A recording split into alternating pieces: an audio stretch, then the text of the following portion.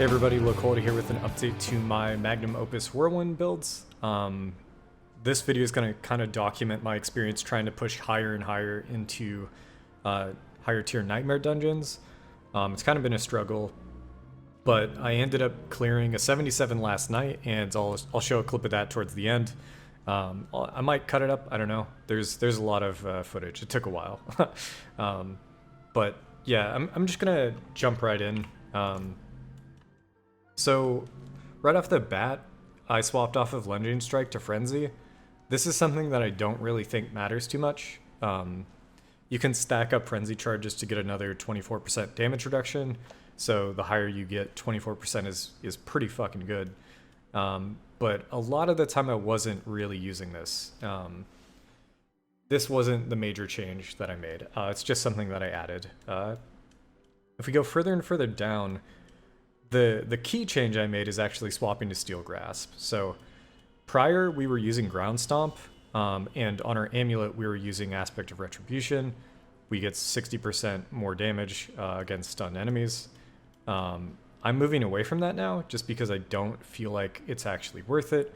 I didn't really understand, and also over time I got more and more vulnerability damage, where vulnerability is actually like a 300% more multiplier for me right now. So I would rather have much more uptime on vulnerable rather than enemies getting stunned.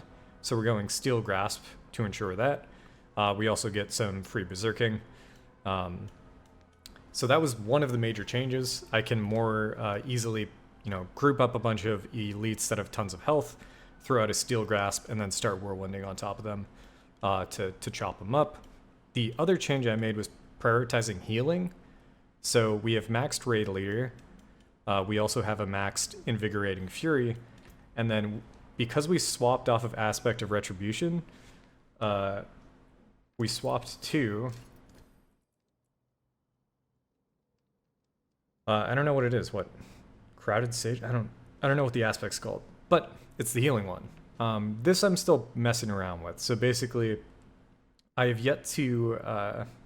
really have any other way of increasing my survivability. My gear has so much damage reduction on it that it's kind of ridiculous. This isn't a perfect roll, but I kind of left it.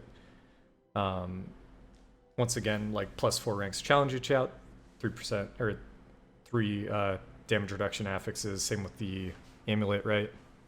Just ridiculous amounts of damage reduction, and I'm still getting my shit wrecked in these higher level nightmare dungeons. So here we have healing, 400 life. My max life can go up pretty high. This is 9% a second if we have all 3 shouts up, and then this again is like 9% per... I don't know how quickly we spend Fury based on Whirlwind, but it should be around another 9% a second. And when you put all of those together, it actually makes the experience going through these nightmare dungeons a lot easier, especially with the mods that basically they take this flat damage and turn it into a dot that enemies apply over time. And if you're not careful, basically you start losing all of your life. If you don't have enough regen to keep it up, you need to spam potions. And what I ended up doing, and the changes I made to focus on healing, made it so that that wasn't an issue at all. So basically I could focus on positioning, I could focus on where I was going to throw out my Steel Grasp, and not have to worry about, oh shit, I'm out of potions, what do I do? It also made the video possible, so you guys can take a look. We'll swap to that now. And basically before that, I was trying to push in these nightmare dungeons, and every like 2 minutes I'd have to go back to town to refill the healing pots, and that would never have made for a good video. So what we ended up with, I'm pretty happy with. I tried more, and I did get kind of messed up, so I think we got lucky where melee, if you're trying to push higher level nightmare dungeons, blinded burrows seems to be pretty good. So yeah, we'll hop over, take a look. I'll probably do an outro later, so alright. So right off the bat, you're going to see me use Steel Grasp. It doesn't make too much sense. Currently we're rocking the exploit glyph, which means anytime we do damage, we're going to apply vulnerable. But I kind of wanted to just mess around with it. right as soon as we got into the dungeon. And it'll make more sense. Basically, how exploit works is you automatically apply vulnerable for 3 seconds. Normally in like speed farming, I can kill anything in 3 seconds, but in these higher tier Nightmare dungeons, this is a tier 77 blind burrows. Mobs last longer than 3 seconds, so if vulnerability falls off, I could just throw it back on. I currently am under the assumption that I cannot push higher than this right now until I get Temerity Pants. I will lose out on some damage reduction by using them, but I think the amount of barrier and then the potential to swap off of a main hand, like a basic attack generator, is something else, like Wrath of the Berserker, is just going to be so much better in the long run. I don't know yet, and I don't know. I've gotten a ton of uniques so far, and I just haven't hit Temerity, so we'll see how much longer it'll take. Expect that build update down the line. It's either going to be Temerity or the Melted Heart of Selig. Either one of those are going to be, I think, how I push further. For now, I'm pretty happy with this clear 77. Our damage is decent, but only when Vulnerable's up. Outside of that, we're hitting for like 100,000 to 200,000 crits normally. We can actually push as high as, I think... So if I go Retribution, I'm not in this builds. I can get up to 1 million per hit, but for now, it wasn't damage that was the issue. It was me just dying constantly.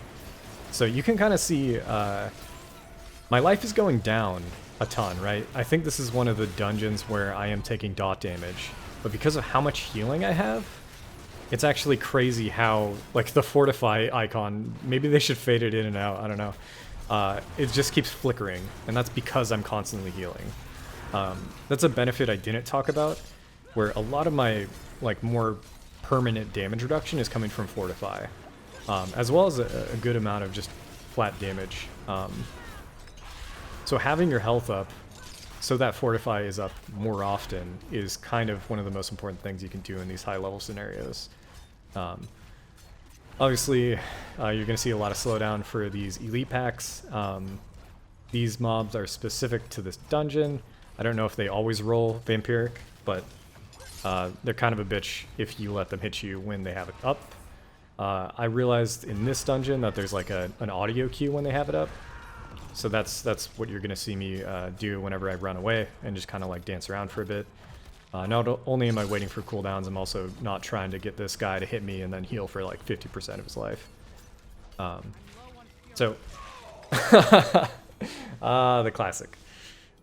This is my one death, I believe, for the dungeon. On death effects are still one of the easiest ways to die, and that's partly because they do so much damage, but also because one of the key damage reduction sources you get is the % armor increase on gear, and that number really requires you to be doing a lot of damage or taking a lot of damage. It's a lot easier to do during like a whirlwind inside of a pack. You just have 100% uptime on it, whereas 1v1 on certain elites or against bosses, it's just not going to be there. Yeah, this is the basic playstyle for this dungeon. It was really why this is great for melee is because you don't have like 10 to 15 enemies at ranged throwing a trillion projectiles at you. I did 2 more dungeons after this where that happened basically. I don't know how I'm supposed to deal with it outside of some of these uniques that I'm waiting on. So yeah, you can kind of see I jump away for a second, I throw out a Steel Grasp, and then my damage goes from 100 to, oh, another on death. Alright, that's my final death, I believe.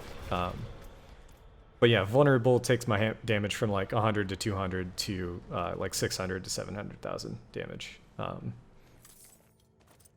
I may skip ahead here. Just, I think this is enough to kind of get the playstyle. My last video wasn't really in depth in that aspect, so I kind of wanted to showcase it a little bit more. I'm messing around with some more speed run strats, which I don't know if I'll show those off anytime soon.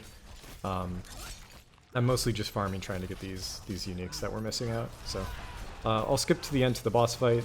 This is basically it. There's nothing that too crazy that happens. So yeah. Here's one more thing I wanted to highlight. Maybe if you weren't a D3 player, you may not know this, but this is kind of how the D3 meta ended up being when you were pushing a higher level Greater Rifts.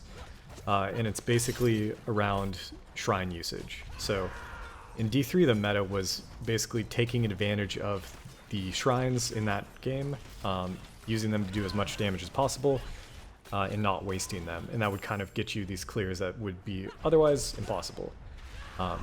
Here I figure out that we have, I think, a Blast Wave shrine. And instead of popping it straight away, I'm going to look for where there's going to be a pack of elites or like a quest. I don't know what you call it in the dungeons, but like one of the mobs that you need to kill to progress the dungeon. I see this pack, I decide like, alright, this is good enough, I'm not going to keep going. So we're going to head back to the shrine, pop it, and then go clear this wave. It's definitely what you guys are going to want to do down the line. Basically, don't just pop the shrine as soon as you see it. Try to get as much value out of it as you can. I think I get both, actually. I think we may get this pack, and the damage here is kind of crazy because the champions are here reducing damage, and I'm trying to kill them without diving straight in. But once they go down, I think we instant one-shot everything. Yeah. Keeps popping more. I try to get to the elite before it runs out. We barely don't make it, but yeah, we'll clear this one and then actually hop to the boss. But that is a key factor in clearing these higher tier dungeons. Basically, if you can't, with your default builds, clear some of the enemies that you need to progress in the dungeon, saving your shrine, popping it, and then getting past them is how you're going to want to play it long term. Alright, so here's the boss fight. This was a struggle. I actually got really stressed out during it because it takes so long, and if you die, you just have to do it all over again. I had one revive left, so I wasn't like in pure panic mode, but I still was stressing out towards the end, especially with these pools. My poison resistance is actually the lowest out of anything, so it's pretty wild. But right there, you saw me throw out Steel Grasp twice. I'm not used to the playstyle. It feels like there's a bit of lag when you press it, I think. So I think I'm pressing it twice on accident. Either that or it's bugged a little bit where you can press it and then use another skill and it like throws it out twice. I'm pretty sure it's user error though. I think it's on me. But yeah, no,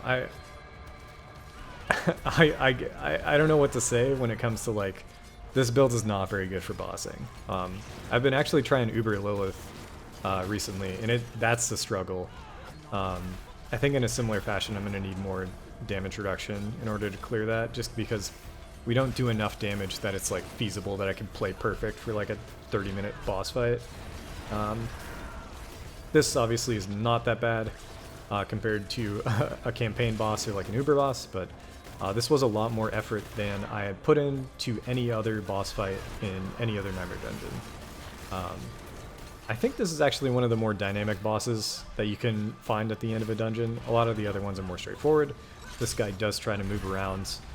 He doesn't let you just kind of sit and melee on you, and he throws out a bunch of ground degens. So outside of this boss, Blind Burrows was fantastic. This guy is a little bit harder, I'd say, than other bosses for melee. But even though we swapped off a ground slam, we're still applying stagger pretty consistently. Helps out for us to like reset, get our regen back up, get our fortify back up. So even though we're not getting extra bonus damage from the stun, it's fine regardless. But yeah, that'll about do it. I was super happy to finally get this done. When you clear a Nightmare, I think tier 75 dungeon, you get a new title. I think it's Horrifying Master or something like that. I swapped. We're going to be using Master. I think we're Tortured Master right now. And the next challenge is at 100. I don't think I'm going to be able to clear a Nightmare dungeon 100 before the end of Season 1, or before the start of Season 1. But we'll see. that's gonna do it for me. I will maybe, I think, also put out a build guide on my Paragon board. A few people have been asking. I posted it in the comments in the last YouTube video, and I'll go over actually why certain things are the way that they are. But yeah, this is my clear of high level, you know, Nightmare Dungeons with the Magnum Opus Whirlwind builds. Hope you guys liked it. Any questions, again, just hit me up, I'll answer. But yeah, catch you guys later. Peace.